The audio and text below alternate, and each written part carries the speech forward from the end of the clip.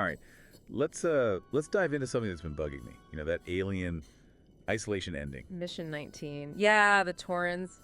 It's a doozy. Gets under your skin even after the game ends. Totally. We're talking post-Sevastopol, right? Yeah. Like you've survived pure chaos, and then, bam, whole different kind of tension hits you. It's the quiet, I think. You're so used to the constant dread, the clanging, the alien breathing down your neck. Suddenly you're on this seemingly deserted ship.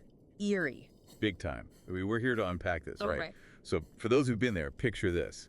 You're heading to the bridge. Expectation is you'll find Captain Verlaine some sense of normalcy, yeah. Which the game deliberately makes you anticipate. You're funneled through the Torrens, almost herded towards that final encounter. And let's be real, that xenomorph reveal, masterclass in cinematic horror, the slow pan, those button prompts that make you part of it, even though you're powerless. Oh, absolutely. You said it's cinematic. It's like something out of the movies, but you're living it. That creeping dread as it circles Amanda, the sound design, genius. Chills every time. But Oh, then comes the airlock, right?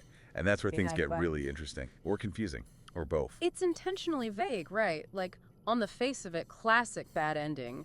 Torrens overrun, crew dead, Amanda spaced.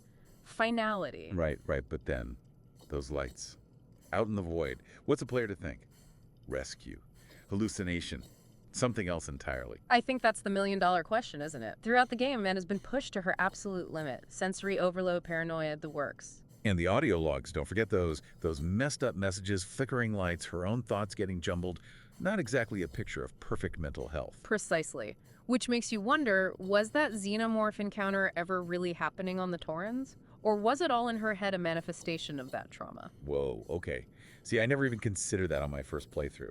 So if we're saying the xenomorph is a figment of Amanda's breakdown, does that make being found the good ending?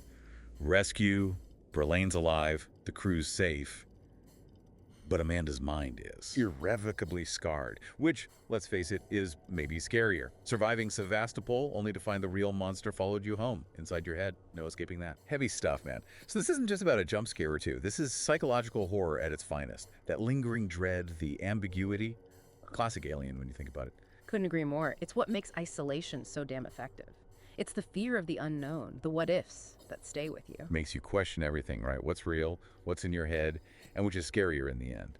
So to our listeners out there, dear Amanda, which ending haunts you more?